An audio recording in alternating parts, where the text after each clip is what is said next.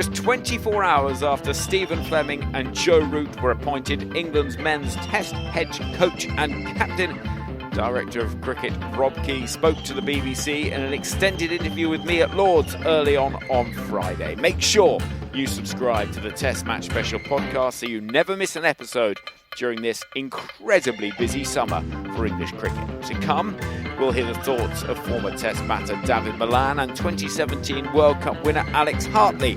But first, let's hear from the only member of England's leadership team to keep his job. I asked Rob Key why Stephen Fleming got the role of Test coach. I think he's going to be outstanding. When we started the process, about a month ago, I think it was really important to me. My job really is to go out there, set the direction of travel, the way you think the England team needs to go, and then bring in the coach you feel who can deliver on that. I felt that over the last 4 years there's been some outstanding stuff. 4 years ago, for me, it was about changing the mentality of this England team, and I think Brendan and Ben did that brilliantly. And there's been so much good stuff. The last 6 months have been really tough, sure, but there's been so much good stuff that has happened, and you don't want to lose that. So it's really important that you don't bring someone in where the pendulum shifts right the way to the other side and you come risk averse, lacking optimism, all of those things. And I think Stephen Fleming will just refine what is a potentially world-class team. At the moment, we've lost an entire generation, bar Joe Root, of player. We've lost over 1,000 wickets in the last, 2-3 years for different reasons. But there is so much potential there, and Stephen Fleming will be the person, I believe, who can really realise that potential. A bowling attack that can go out there, be relentless, and batters the same, who can go out there, score runs, adapt to conditions, win Test matches, win series, but then sustain it as well. English cricket has had periods where we've been really good for a bit and then it falls off. We beat the sides below us and we compete against the ones above us. We want to create a system and we want to make sure that English cricket actually not only has success, sustains it, and I think Fleming will bring all of that. Was he the first choice? There was the start of it. We probably had 3-4 different people, and I never look at things like first choice. It's different styles, different identities, different ways of doing things. And Stephen Fleming, I think, is the best person for exactly what we need. Not Andy Flower? He was never somebody you wanted and turned it down? No, Andy Flower. I spoke to Andy Flower as well. He made it very clear that he didn't want to put himself into the process, which was fine. I appreciated his honesty, but I couldn't be happier with Stephen Fleming. I think he's absolutely the right person. And I think when people get to see him, they'll realise just how good he is. Who else was in the frame, particularly? Where are the England coaches? I interviewed a number of England coaches, actually. I'm not going to go into who, because I don't think that's fair for them as much as anything else. And it was a really good process as well to start understanding. And part of when Stephen Fleming and I started speaking with each other, that was a really important thing for him as well, to make sure that we connect with that game, that he connects with the domestic game, English coaches. It's been a problem for some time in English sport, whether you have people at the very top of these jobs who are from England, whether you go overseas for them. And actually it's our job to make sure that when these jobs come up, that you do have English candidates who are top of the list. The very first thing that I had to do was get the best coach for this job, and I believe we've got that, irrelevant of where they come from. The series in Australia was, by everyone's acknowledgement, defining for the Brendan McCullum era. He wasn't sacked after that. So what changed with the New Zealand series? Well, results, clearly. I think we tried as best as we could after what had been a really important time. So 5 Test matches before that Ashes, everyone was talking about, the side was out there was so much optimism going into that. I don't agree that Australia were a poor side. This rhetoric that Australia were rubbish. Mitchell Starc is one of the best bowlers in the world. Scott Boland is statistically one of the best bowlers. They're now talking about him being in that batch ahead of the big 3 that they have. That is not a poor Australian side. So as much as that period may define Brendan, Ben, myself, in everyone else's eyes, I think they've done so much good for English cricket. I think it's completely unfair, the rhetoric where Brendan doesn't care. He could have walked away at any stage, Brendan, and he's taken a lot of flack, and he cares deeply about English cricket and trying to take it forward. And his conduct and the way he's carried himself throughout this process as well has been outstanding. I can think of I can't think of many people that would have conducted themselves in the manner that he has throughout it in the last month. And I believe we've got, in Fleming and McCullum, we've got the two best people to take English cricket forward at the top of the tree. Some might argue it's been a wasted Test summer in terms of the leadership, given that there was this sort of interim period, I suppose. No, I don't agree with that. You never know what might have happened if we'd have done it a different way. I think we've now got Fleming and McCullum, a white ball side that's just got to number one in the world in T20 cricket. That's a new generation, a year and a half into a project with with Harry and Brendan. They've just beaten the world champions in ODI cricket. I think in the Test summer, you never know. We've still got plenty of time to come. You never quite know what would have happened if we'd have made different decisions. We may not be in this position now where we've got, I think, the two best coaches going. Could Ben Stokes have survived under a different coach, do you think? I think that actually Ben was very clear on why he retired in that last game. And the same thing, I count myself to be incredibly privileged to see probably as close a hand as anyone at what has probably been one of the best leaders in English sport. Not just captains in English cricket, but leaders in English sport. The way that he was able to transform an identity, a culture, a mentality, and that's not even mentioning the player he was as well throughout that. So English cricket has been incredibly fortunate to have Ben Stokes as a player and a captain, and I reckon we'll see the repercussions of his leadership of this Test team continuing on, and any success they have will be because of what he's put in place. There are some that say, well, McCullum's gone, Stokes is gone. How's Rob Key survived? That's probably not a question for me.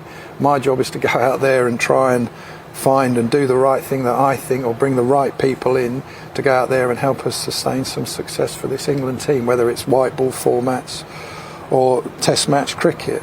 Whether I should have survived or not, or how I did, that's a question for the people above me. But your passion and determination to see this succeed is unbound? I think all of those things, of course, but I actually think it's a realistic thing we can do. You know, as I said, this team now, they've lost a generation of player, bar Joe Root. I think Joe Root's going to be an outstanding captain. He doesn't have to deal with all the stuff that he had to deal with last time at the end of that reign. So I'm excited to see him. I have so much optimism. I look at the players. That's what it's always about. You look at the potential of that side. You know, we went in an Ashes series with blokes who have played, 10 Test matches, 6 Test matches. Wait till they've got 25 Test matches behind them. What I'm seeing them do in the 100 at the moment, you know, for once, English bowlers in white ball cricket are the best one. They're the ones that you want. They're the ones you want to sign in this competition. So as much as I have passion for it, I think we've got a real chance to do something special. Who approached Joe Root? Whose decision was that? So throughout the process with a number of the candidates, you're asking these questions. I was very clear that I believe the process had to be coach first, captain second. The coach has to feel that he's got a say in who's coming in.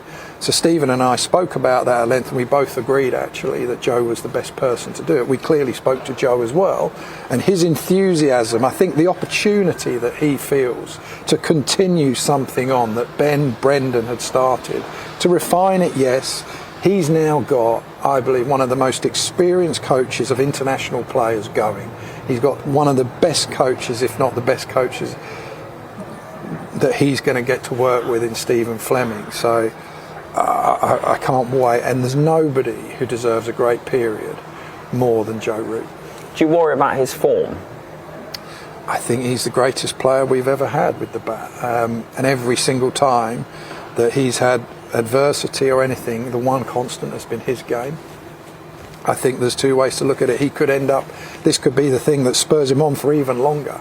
He's the best batter I've ever seen play for England, and I think he'll continue that. Just finally, when can we judge this process, this new phase? At what point will you say, yeah, this is the point where we can say whether this has worked? There's sort of two ways to answer that. When will you judge it? Probably in the first test against Pakistan and on from there, and then every day since. To me, it's about making sure that this team, the refinement that you want to see, batters that go out there, make good decisions, score runs and play innings that win test matches for England, a bowling attack that is relentless, does the basics really, really well with all the skill and attributes that they have. That's how I judge things, and hopefully that takes care of results. And clearly the big moment comes with that Ashes series next summer, but you want it to go on for longer than that. Australia's dominated cricket for a long time. India are going like that. We need to be up there as well. Well, the thoughts there of Rob Key, and some pretty interesting ones at that. Alex Hartley, David Malan alongside me. First things first, your reactions, David, to the appointment of Stephen Fleming and Joe Root. First of all, Stephen Fleming. I thought Stephen Fleming was a pretty good appointment. Someone who's free to the market now, experienced in coaching around the world, coaching franchise cricket, very well respected, got a good aura about him, good presence, able to build teams and able to help teams win by creating a good environment and a good team spirit. I must admit I'm slightly surprised about the Joe Root bit, but I can see why, listening to Rob Key, why he's gone that way. Harry Brook has got a lot on his plate. I thought Harry Brook was going to be the one that was going to get the job. I guess that also was dependent on the coaching staff.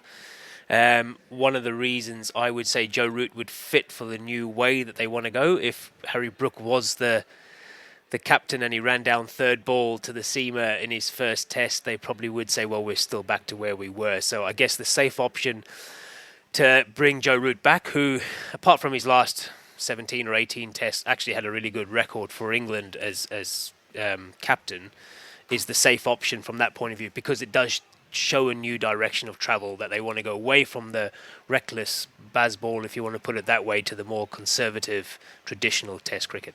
Yeah. Al, what was your reaction when you first heard the news? Because Stephen Fleming's one of those names we've heard all about over the years in terms of the success he's had at Chennai Super Kings. But, is there a difference between coaching at that level in domestic cricket or international? Well, I just thought he was available. He lost his job at CSK, didn't he? So then he was available. We don't know who the ECB approached before him. We don't know if people turned it down, if he was first choice. These are all the questions that we don't... Well, Rob Key said that, that Andy Flower was approached but didn't want to take part in the process. Lots of people were interviewed, and Fleming being the most obvious candidate from everything that was said. Well, then I think that says enough, doesn't it? Yeah. Available is what I would call that. That's not a ringing endorsement. I wouldn't have said. I'm not saying anything against his coaching, by the way. I think he's done a fantastic job. I think he's, he can do a brilliant job for England, but it just all feels very peculiar to me, and it feels like the summer's been a bit of a waste. That's an interesting point, isn't it, David? Because the thing that I was trying to get into with Rob Key was, if this was a defining series in the Ashes in Australia and England failed so badly, why then have the New Zealand series and that be the straw that breaks the camel's back? Yeah, I agree. I think the interesting bit is that they decided that was the right way to go after the Ashes, and then 3 tests later they've decided, oops, maybe it wasn't the right way to go, and now we're going to change everything. So we're going to get a coach in who is more adaptable, who understands conditions, who is a natural winner and has done exceptionally well with all the teams he's been through, but then also to take a different captain who is going to be going down a different route with the way he sees the game, Joe Root's the greatest player that's ever played for England and one of the greatest players ever played the game, but he sees the game differently to what a Ben Stokes sees it, and probably sees it differently to what a Harry Brook sees it. So they've gone with the option that I guess is probably the new direction of travel that they want to go. But it doesn't. Or is it just a safe option? That's what I was going to ask. Is it a safe option? But I guess the question is, who makes the decisions? Is it going to be Joe has come back and they've offered him the job and it's on his terms, or is it Stephen Fleming has come in and it's on his terms, or is it Rob Key's direction of, this is the way I want us to play, Fleming, you're the man to do it, and Joe Root, you just there to set the field? I don't know how. Has Fleming had any say in who's captain, or has that all just been Rob Key? Well, from what Rob Key says, it was a case of when new coaches were identified as possibilities, it was all part of the discussion. Who would you want as captain, and then you go to Root. Yeah, I feel sorry for Joe Root. He's not going to turn it down. He's He almost does there by default. He does everything for this England side, doesn't he? He is the greatest of all time, and will do anything for England. And you ask him to jump, and he'll probably say how high and when. And they've said, will you do that emergency test? He said, of course.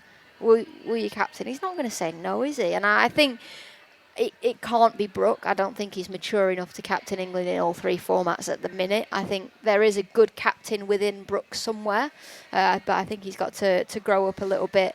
Jacob Bethel has too much to prove skill-wise to be captain. I know there's been talks of him potentially being a captain further down the line, but he's 22 years old. So there isn't really anybody else. And just to go on to what Alex has said there, if they seriously want to win the 2027 World Cup and the 27 Ashes, that's a lot on one person's plate to give it to Harry Brook. So you fully understand that there might be a different direction of travel with the thought process and how they want the test team to play, but also a good, I guess, looking after a player who's so valuable to England, to be able to say, actually, we are going to focus on you winning the 50 over World Cup in 27. Joe, you go and try and win the Ashes for us, and then after that we can reassess and see how Harry Brook has done, how his leadership has grown, and whether that is a possibility of him taking over all three. It's funny, isn't it? We were talking, as we have for ages, about how Ashes define you as a captain and a coach. Well, Stephen Fleming's not got any time to warm up into this, and he's straight into an Ashes. Does he get the leeway, or does that define him as a coach? Well, this is what's interesting, isn't it? At what point are they going to judge this as a success or otherwise? Can't be after the Ashes. He's not. For me, it can't be. But is that? Well, he signed a 4-year deal, hasn't he? Yeah. So it won't be after this. Yeah. It'll probably be the next. But that's quite a useful position to be in, isn't it? Because from their point of view, they can all say, well, it's too early in the process if they don't go well in the Ashes, or wasn't this a marvellous appointment if it does? I just find it all so odd how they've appointed a new coach, but he's not available yet until the end of the international summer. It just all feels a little bit last minute, and it all should have been done earlier. But then, Baz and Stokes at the start of the summer were very much keen on being in charge and taking this team further, and Stokes retired and Baz got sacked, and here we are. I love the way you just seem so exasperated by it all. Just like, come on. Can we not just have 6 months of straight down the line, normal cricket without ridiculous stuff going on behind the scenes? No, I think is the clearly answer. not. What about Rob Key's position? Because I asked him, why is he the one that hasn't been spoken to, or had the tap on the shoulder? But Well, he might have, if that's why he's made the decision on Brendan Cullum. You don't know what happens behind the scene. Rob has come in and he did a brilliant job early on with the T20 World Cup in 2022. He oversaw bringing in Brendan McCullum. The test team actually did really well for a period of time. They looked like they were changing the way they'd gone about it in their previous regime, where they won 1 out of 17 tests and the test team was flying. Then it just sort of felt like it sort of stagnated a bit. And I guess now is the time. Well, it was probably the Ashes was probably the time to make the decision. They waited a bit longer now, and now he's made the decision. And I guess, as he said in his interview, he doesn't decide whether he keeps a job or not. There's someone above him, and if someone keeps telling him, "We think you're the right man," then it's his job to then find the right people to work. And he thinks that Stephen Fleming is the right man, and Harry Brook is. So sorry, not Harry Brook, Joe Root. So that's the position that he's in at the moment. what about the prospect that was mentioned elsewhere by Rob Key of Ben Stokes, that door not quite being closed? Because I find this just cut the cord. Be done with it or not. This narrative dragging on, I just don't see how it can be good for England. But if then Rob Key's saying, it wouldn't surprise me if he came back, what's actually happened with Ben Stokes' retirement then? If Rob Key's saying, I'm not closing that door, what's actually happened? Something else has happened then, hasn't it? Or he's just saying he's unpredictable and he might just turn around. Well, that is right as well. But I just don't believe nothing else has gone on behind the scenes. I really don't. David? Yeah, well, if he comes back, that's sort of like it sort of reads between the lines that there might have been a falling out somewhere between people.